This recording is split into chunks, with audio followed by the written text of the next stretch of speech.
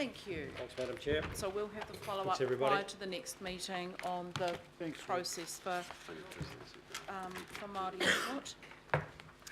Item number 11. So this is, and people will see this is a new addition. Councillor Darby and I are working really hard to make sure that at the committee we actually discuss the critical issues and not a whole lot of, welcome Councillor Quacks, the side issues that are for interest and for noting, because this is often a very full agenda. So what you'll see here are reports pending to give people an idea of what's coming up, so you're understanding that issues haven't gone away, they're still being worked on, and hopefully we'll work more clearly towards a forward work program in the future.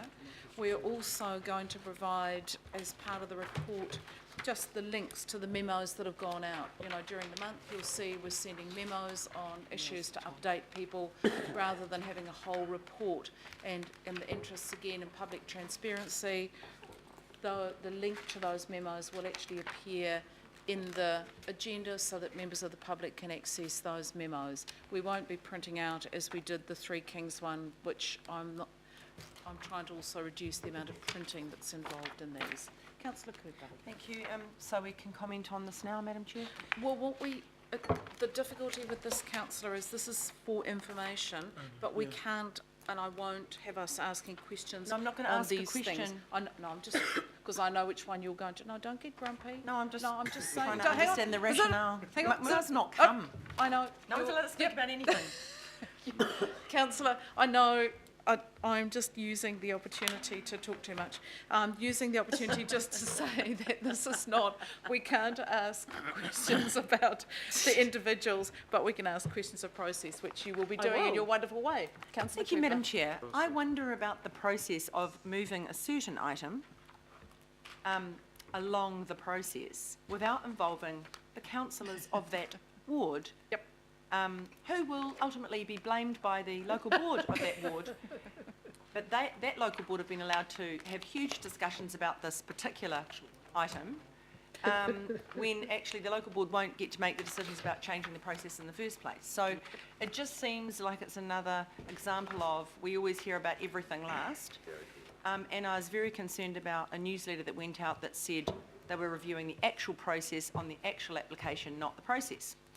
So there's a lot of misleading stuff going on, and I would make a plea that if we're going to talk to local boards about issues, which actually, this sounds roundabout, but this talks about the process, but we actually talk to that local board about that particular application. So it just gets really confusing. It's misleading, and please, please, please, at least copy in the local board councillors to these issues. Even if we can't come along, we know what the hell's going on, because we're always on the back foot, and we're always the end of the chain to be blamed. So yeah, that's my plea, Madam Chair. And I won't say which one it was about.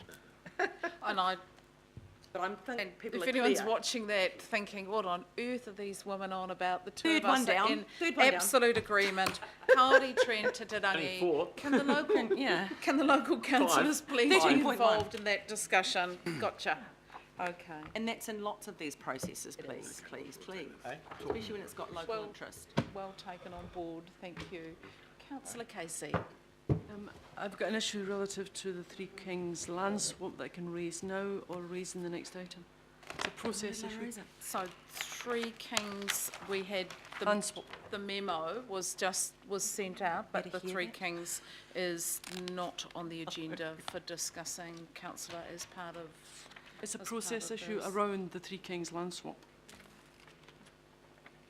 I can discuss it at item 11 now, or I can do it at item 12. It's up to you. Okay. Let's just raise your question, then we can work out if we can deal with it. If we look at page 35, it's just a reminder that the issue of the land swap was brought to the last meeting of the Auckland Development Committee. That was in March. That was almost 4 weeks ago.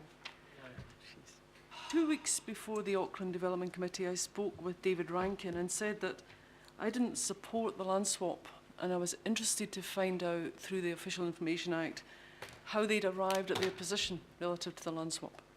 And I asked him if I could be provided with all supporting evidence that ACPL had used to come to their position, which I didn't agree with. Now, the Chief Executive has told councillors that we shouldn't have to use the Official Information Act. So I was expecting, and I said to David, I'd be happy to have any information. He said, there might be a lot, it might be difficult. I said, I understand that, but I'd like as much as you can give me before the meeting. That was 4 weeks ago. And we're now at the next meeting, and I have received nothing. Nothing.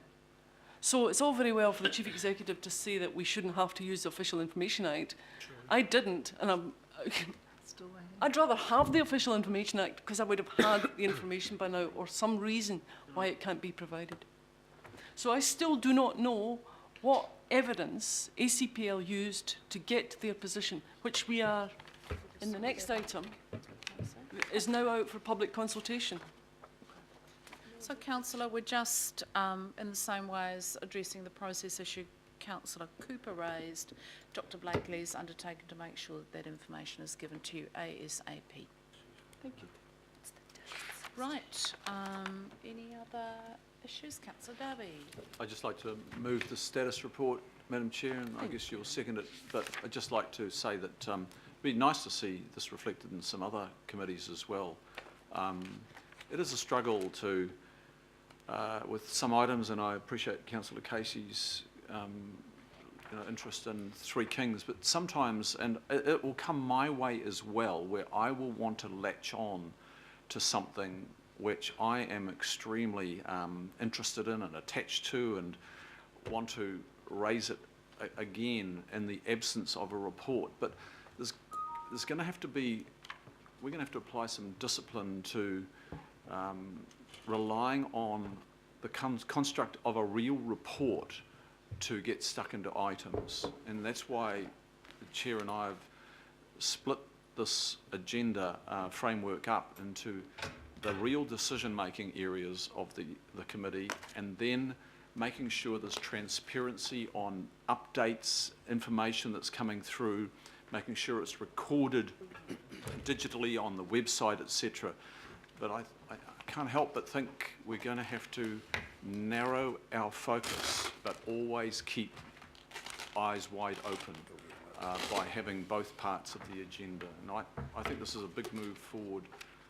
It is in no way trying to eliminate any material or project or program or area of our work. It's to allow us to really focus on the hard yards in front of us. Okay, thank you, Councillor Darby. I'll put that recommendation. All those in favour, please say aye. Aye. Against? Move Carried. 12. And 12,